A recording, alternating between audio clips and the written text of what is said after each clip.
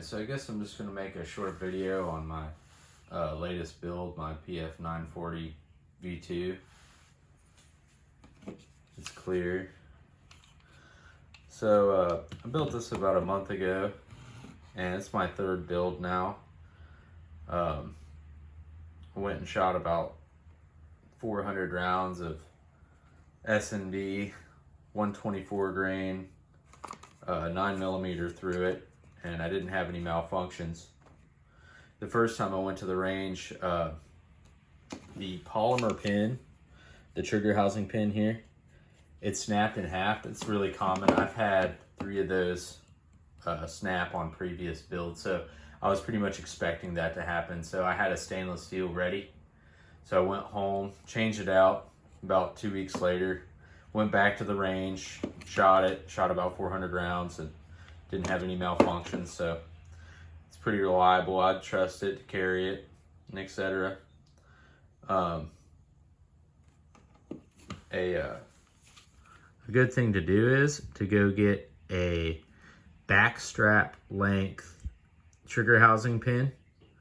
The reason being is the stock ones you see, the OEM ones, they're kind of short. The Polymer80 frame and the polymer is a lot thicker than the OEM Glocks. As you can see, this is a longer length backstrap trigger housing pin, and it's still kind of recessed into the frame. And I'm gonna get out a stock length one and show you the difference. As you can see, one of these is longer. The top one is a standard non-backstrap length trigger housing pin, and the lower one is a backstrap length one. Now the reason why that's important is the polymer ones that you usually use for this, they're so short, they're barely grabbing onto the polymer frame, and that's preventing a lot of stress on the polymer pin and causing it to crack. So I go ahead and get a longer one and a stainless steel one, and that'll prevent my problems with that breaking in half. You'll also want to go get a armorer's backplate. These are important for checking your sear engagement and your connector angle. If you have too little sear engagement, what's going to happen is your striker lug on your striker is not going to catch the trigger bar or the sear of the trigger bar. And when that happens, the gun can go full auto, or you'll get double bursts, or it won't reset at all. You'll go to shoot it, and you'll shoot one round, then it'll cycle, and then it's a dead trigger. So that's why that's important. And I'll show you that now. Let me get this off camera so I can not get the video deleted. All right, so here's your regular back plate. You just take that off.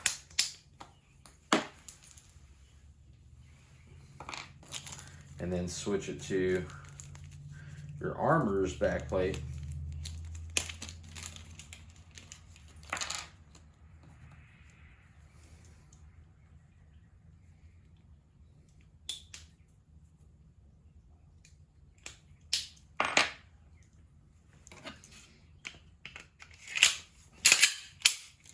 All right, so now we've got the armorer's backplate on there, and you can't see it too well, but you can see in the middle here where the striker lug is. With the shadow, you can't see it too well.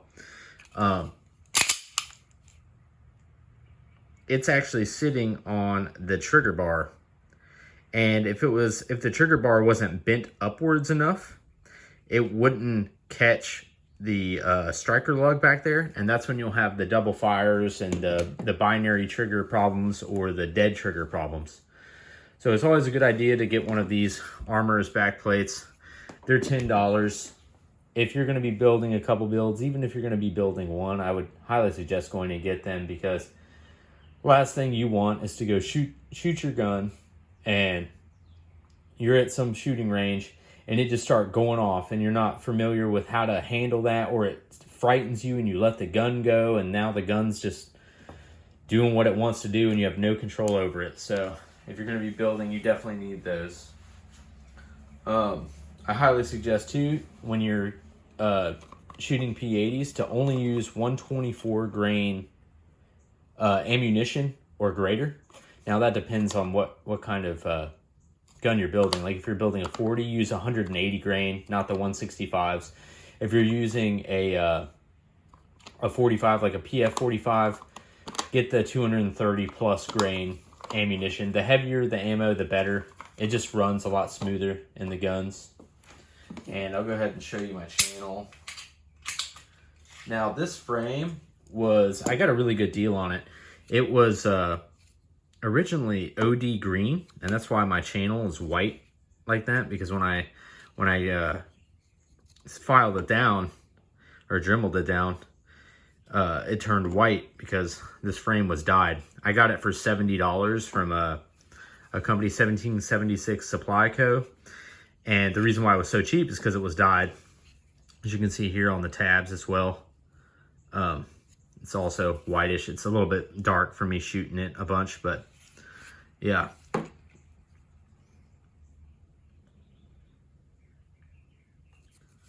And I smoothed it out with 600 grit, I believe. It was either 300 or 600, and then I moved up to 800 grit, and it came out pretty smooth.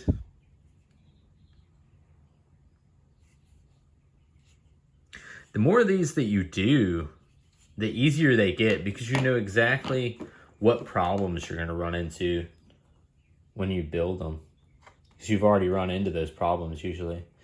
If you use all OEM internals, typically you won't have any problems, or the problems that you do have, they're easy fixes. This is a slide from 80pbuilder.com. All the internals in the slide are OEM Glock internals, OEM recoil spring. The cutouts, I thought I was going to have some trouble with cycling because this takes mass away from the slide, so I figured that the recoil spring would have trouble cycling itself, but I didn't have any issues because I replaced that trigger pin and it was fine. It was good to go. It's a threaded barrel. Yeah, it's threaded, so I can put a compensator suppressor on there. I don't have the suppressor yet, but plan on getting one. That's why I went ahead and got a threaded barrel. I used just standard Glock polymer sights, and one issue I did have is at the range, one of the bolts of the optic cut came off. I have no idea where it went. It probably went flying. I have no idea. The barrel is also from 80pbuilder.com. It was 109 bucks. I got a good deal on that and the slide. The slide was only 140 bucks. It was usually like 189 or 199. So I got a pretty good deal. And I got it in, I think, 5 days. A lot of people complain about their shipping and stuff, and I got it pretty quick, so I'm not complaining about that at all. Another thing you want to do that a lot of people don't think of on their first builds is you want to polish these rails. Polish these rails and switch it to a Gen 4 ejector. The Gen 3 ejector will have brass hitting in your face. The first 2 builds that I did, I didn't listen to that advice. I just kept the Gen 3 ejector. I was like, how bad can it be? It's annoying as shit. Just get the Gen 4 ejector. It's like $15. It's a very smooth build. Very, very smooth. I'm happy with it. One thing I didn't realize is with the extra little bit of barrel out here, it's almost the same length barrel as a G34.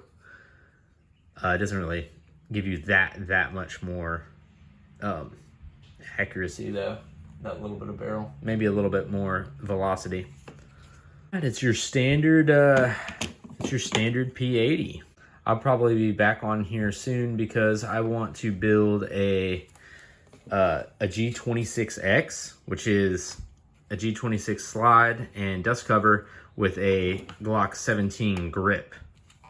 So that's going to be my next build, and I'll probably do a video on that here soon. I'm already starting to budget out parts and stuff like that so that I can buy them. So that'll be here soon. I would just like to add too that a lot of guys that put these things together, especially on the subreddit, if you go to the subreddit and they're like, oh, I put it together right, oh, it's gonna run flawlessly. I'm like, have you shot it? Have you fired it yet? Oh yeah, I put half a mag through it. It only failure to feed once. Like, that's not running right, dude. That's not how a gun is supposed to work. That's especially not how a Glock is supposed to work. And I'm gonna show you a video of this gun not even being able to cycle one magazine. When I first built this about a year ago, maybe like a year and 3 months ago, I put it together right, but I had no experience with like diagnosing issues. If there was a problem I didn't even know there was, I was like, oh, it's put together right, these just suck. No, these don't just suck. You just have to research and you have to learn how to actually do some gunsmithing to get it to work. So I'm gonna include a video of this from last year, not running.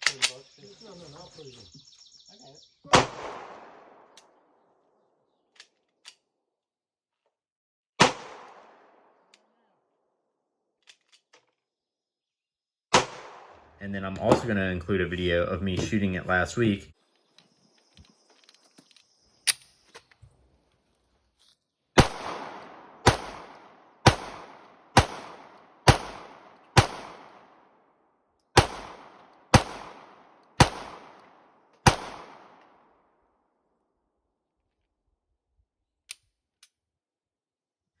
And it running perfectly. And that just goes to show that once you take the gun apart and you're like, okay, look, let me check my sear engagement. Let me check my connector angle. Let me see what parts on the rails are hitting the slide. Are they hitting right?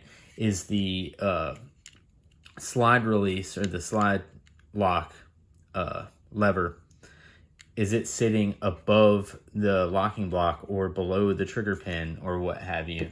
There's so many nuances to these things that a lot of guys don't even look into. They just drill the holes, take the tabs out of the frame, take the tab out of the recoil channel and put it together and just like carry that gun around. Like, that is not a good idea at all. And I would not advise you doing that.